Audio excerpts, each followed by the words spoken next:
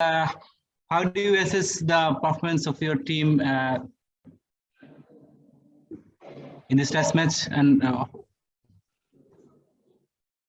my echoes. Look, I think for the first 2 days we were really good. Day one, what are we now? Day four. Most of day three we were really good, and then I thought we didn't bat well enough in that last session yesterday evening, which put us under big pressure. So that was disappointing to see. Because up till that stage, I thought we played really good test match. Being under pressure in the first innings, got a competitive score. Then I thought we bowled really well throughout the innings, the seamers and the spinners, to get a lead. And then just had a really terrible last session yesterday, which put us under a lot of pressure in this test.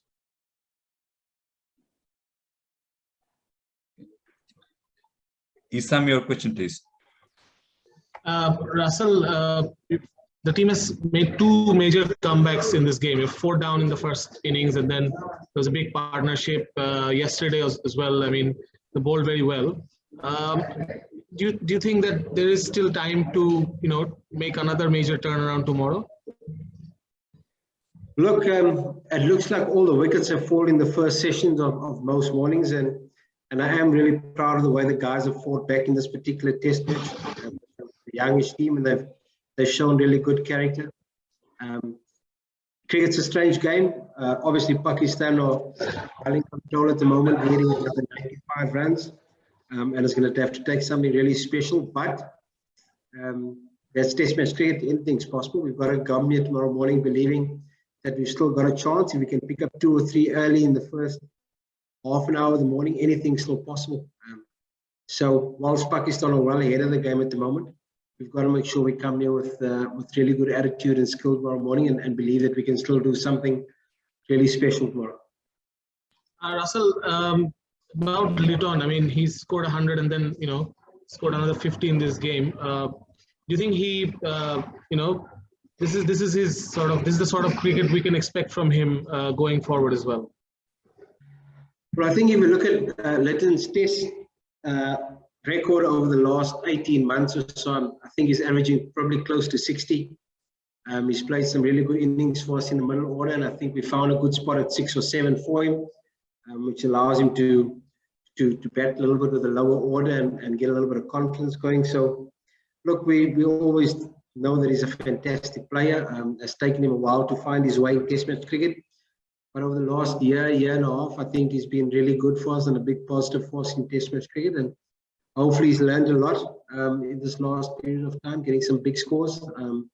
And hopefully he can, in time to come, slowly move himself up the order into where we think he could possibly end up batting. Still learning, still improving, and finding his way. But maybe in another year's time, he could be the next number 4 or number 5 or whatever it's going to be for Bangladesh. Next is Sikandar. Hi, Russell. Hello. What will you say about your top order batters? They failed in a row 2 session. Say that again, Mo. What do I say about? I'm asking you about our top order batters. They are failing in the 2 innings in a row. Yeah, look, it's been disappointing. And Shadman's just come off 100 in his last test match, be it about 6 months ago. But we are finding ourselves under pressure against the new ball. We against the quality bowling attack. Shadman and Saif are still, I mean, Saif's playing, I think, his 5th or 6th test match, so still very, very inexperienced. Shadman, I think, possibly played 10, and they're up against 2 high quality bowlers. So it's been tough for them.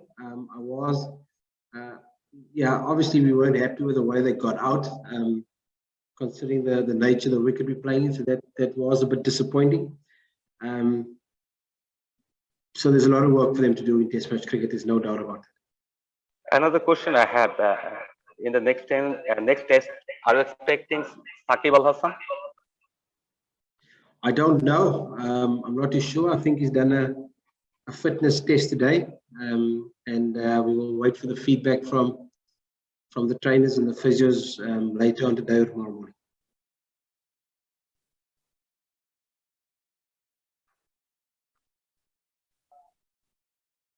Hi, Russell. Shohan obviously didn't have that much time to get ready mentally before going to the bat, but he started very well, was looking positive. But the way he got out, the shot he played, how do you describe that? Yeah, very. Look, I'm never going to criticize players in media, but I thought we were starting to get some momentum. We were 196 ahead at that stage, 6 wickets. And we thought if that partnership would just go for another 40 or 50 runs, we'd have Pakistan under pressure, because then they'd have to bat maybe for an hour before close of play. And look, I'm sure if you ask Shawan what you do with that ball, I'm sure he would not play that same shot. Obviously, he's let himself down with that dismissal, because at that stage of the game, we're just starting to get what I thought was ahead of the game, 196 ahead. 2 batters in, we were getting into a good position, and he knows he's let himself down and he's let the team down with that dismissal. There's no doubt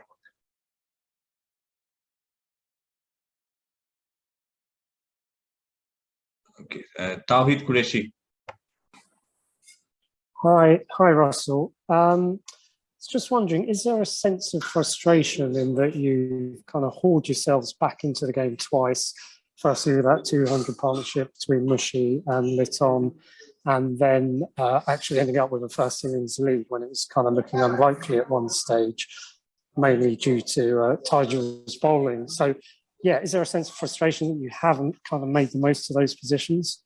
Yeah, absolutely. I'm not just frustrated with this particular test match, but if you think of our last couple of test matches, 2 against the West Indies that we probably should have won, got ourselves into great positions and just weren't able to seal the deal. So I'm sure the players are as well. We're all very frustrated, but because we definitely seem to be making improvement in this format, but then just making silly mistakes at crucial stages, whether it's putting down a catch or playing a loose shot or bowling a bad spell. We just can't seem to sustain our performance for a longer period of time. That is very frustrating at the moment. And just to follow up on that, is there a reason that you can pinpoint for that, for that kind of lack of focus or lack of intensity? Look, it's hard to pinpoint on it, but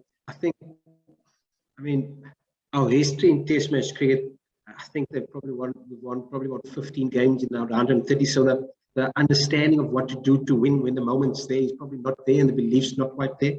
And until somebody makes that step and does it in a high pressure environment, we're always going to be looking around for somebody else to do it. So because we've lost Bangladesh's history, the belief and the confidence to actually. So yeah, that is very disappointing. Positions in test matches this year, I think in the West Indies, having them 70 for 3, chasing nearly 400. I think I was chasing 220 against West Indies, was 74. No wicket, we end up losing by 10 runs. So we're just getting so close. I keep saying there's a massive improvement. I can see an improvement, but just not able to sustain it for longer periods of time. And that is very frustrating. Maybe because I'm not sure, I haven't watched a lot of domestic cricket, but maybe the competition or the intensity isn't quite there for long periods of time in domestic cricket. I'm not sure, but there's definitely a shortage of sustained pressure absorption and sustained applying of pressure in this format. Great, thank you. Sure. Okay, last 2 questions. First, Ekush, your second question, and then Ronnie. Rahul, I have no question. Ronnie, you have a question? Yeah, right. Hi, Russell.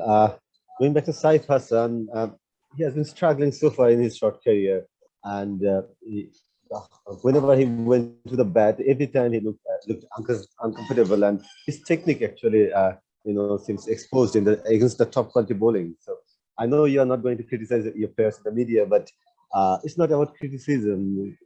What's your observation about his batting so far in his short career? Look, I mean, Saif has shown some glimpses of what he's capable of. I mean, even in the second innings before he got out, he was starting to find a little bit of confidence and a little bit of form. But like I say, guys, I don't know if Saif has faced that sort of intensity, that sort of pressure before. I know young Yasir Rabi, who played really well, came to me after the day's play yesterday and said, wow, he's never been involved in that sort of intense battle before on a cricket field. So it's a new experience for a lot of these young players against quality sides like this, when the expectation is so high, and some of the shortcomings are definitely being exposed at this level at the moment, and there's definitely lots of work to be done in that particular department for us. Prabir, can I say something? Yes, please.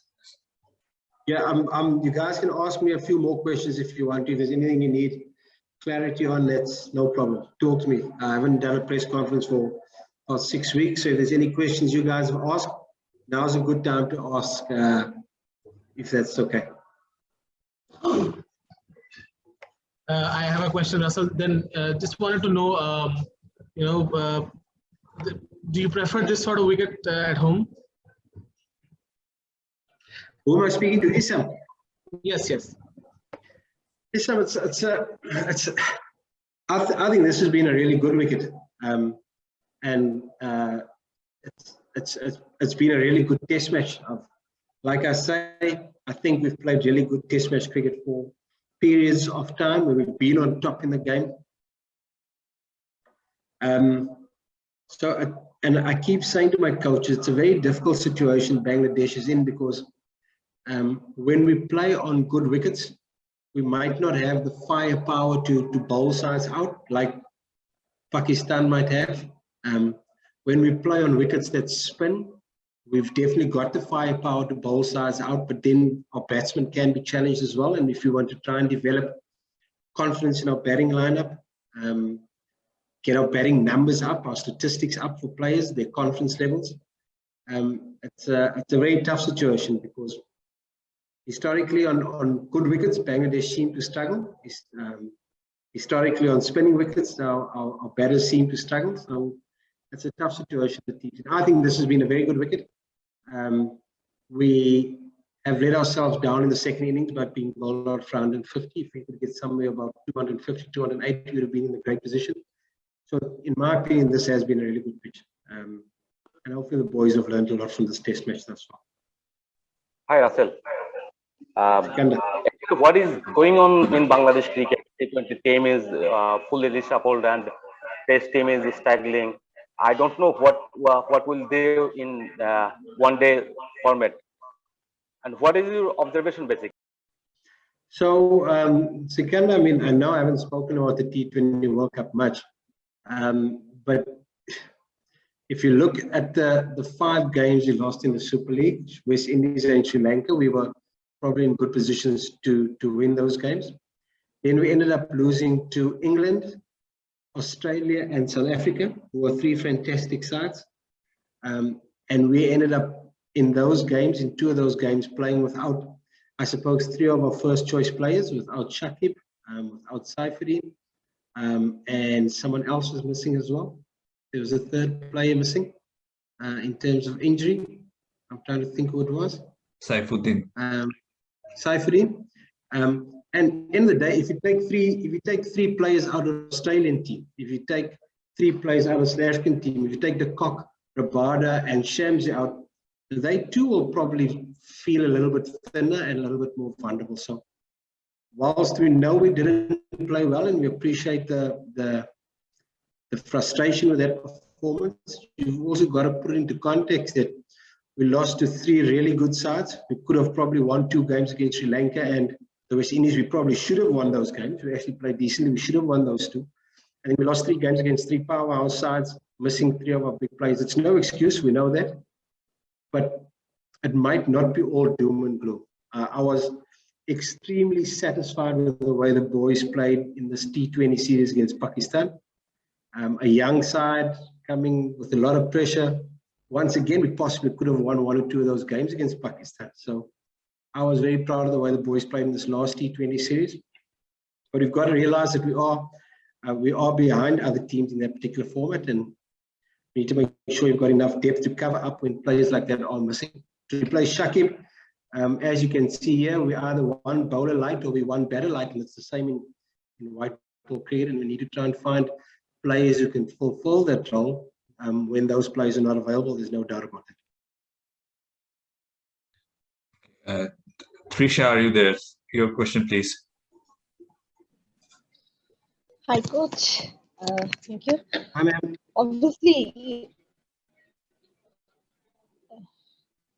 hello, Hello, coach. You listening? I'm listening. Okay, thank you. Okay, obviously you had a plan against this test against Pakistan, but you think the execution and the plan were similar as your expectation? Oh, look, every time you play an international game, you're hoping to win. In terms of our planning, we wanted to bat well. We wanted to get a big score in the first innings. We wanted our spinners to come to the game in the second innings. There's no doubt about that. And for a large period of time, we were very much in contention and possibly ahead in the game. And like I said earlier, we just haven't been able to sustain that sort of performance throughout the game. We've been good for 2 sessions and then one really bad session. Good for 1 session and then 1 average session. So just finding the team at the moment. Next is, sorry, Trisha, do you have a second question? No. Okay. Bapi, your question, please. Coach, I don't know if you have watched the Nagpur test between India and New Zealand, where New Zealand last pair saved the match playing 8.4 overs. Similarly, Pakistan last 2 wickets added 46 runs in the first innings in this match, but we lost 4 wickets in just 4 runs.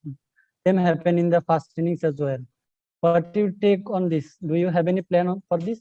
So, I mean, if you look at it, we were 70 ahead and we had a big LBW shout, was given not out. It showed umpire score. They added 30 runs there, which cut our lead. And then you look at poor Shadman gets an LBW shout, just clipping leg stump, gets given out umpire score. The margins between a difference of 4 Shadman is not good. If you look at statistically, we probably got the worst 10 and 11 in terms of batting run average, but it's not their job to be getting those sort of runs. We're hoping our top order will be able to release that pressure from them, and we haven't been able to do that. So we know that 10 and 11 are not great batters for us, but that's not their job. The job is for the top order to get some runs. It'd be great if we did have 10s and 11s who could contribute a bit more with the bat, but we don't have. And we've just got to make sure our top order gets better to not put those guys under that sort of pressure. It is right that this is not their job, but they did practice in the net, our lower order batsmen. They are.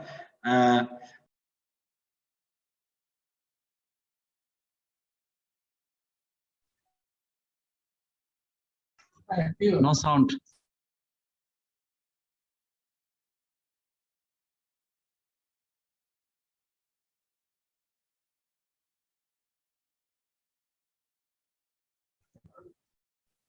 Hello, can you hear me?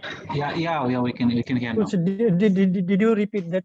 What I'm saying is the guys put in the effort in the nets, but practicing in the nets and facing a freebie in the middle is 2 totally different things. So you can only prepare as best as you can. There's nothing quite like the real match intensity when you're out in the middle for a test match. Okay. Last couple of questions. Zubair, your question, please.